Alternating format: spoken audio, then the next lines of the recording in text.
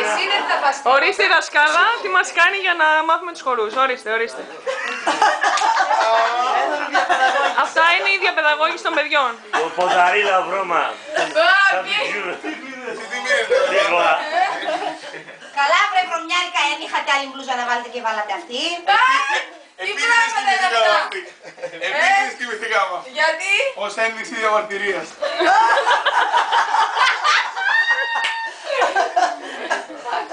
Για δήλωσε τα παράπονά σου, παιδί μου. Ναι, Νατάκη, κοντρά. Πες τα.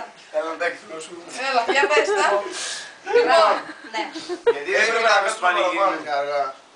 ναι, άλλο. Τι. Σκοτώθηκε ο Βρε, είναι δυνατόν τον κοντό βάλετε στο ράντσο. Εδώ που με βάλανε γαμό, θα Όχι, μου κρέμωσαν κάτω εδώ το το βράδυ. βάλαμε, αλλά έφυγε. Δεν του άρεσε. Συγγνώμη, δεν είχαμε και αγκαλίτσα. Για πες τα παράπονά σου, Μενολάκη. Να βλέπω το Σπύρο. Έλα, για να τον βλέπεις. Έχεις είπε μπροστά. Έχετε στην καρέκλα κάτι είπατε ωραίο, μ' Λοιπόν, άρεσε. Ναι. Κάτι στον καναπέ. δεν έπρεπε να κάτσουμε παραπάνω. Δεν έπρεπε. Για ποιον λόγο ήθελες να κάτσεις δηλαδή, Γιατί Γιάννο? ήρθαμε εδώ για να χορέψουμε. Ναι, δεν χόρεψες, δεν το κούνησες στο κορμί σου. Δεν γιατί έφυγες ρε φίλε. Γιατί δεν έκατες μέχρι τέλος με εμάς και την Μαρία και Γιατί την έπρεπε να Λούρα. φύγουμε. Είχαμε κάνει συμφώνα. Α, συμφωνίες και οι γυναίκες πληρώνονται. Αγωνονται. Απολωντε.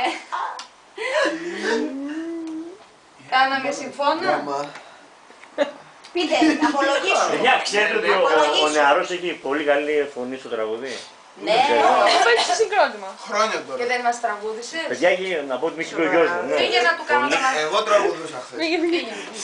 Μουσουράκι, τραγουδάκι. Γιατί Του λες λες ωραία. Το μουσουράκι. Ματσούρι, φέρνει Έλα σου πω πάνω στις πίστες που είναι και τα χέρια σου.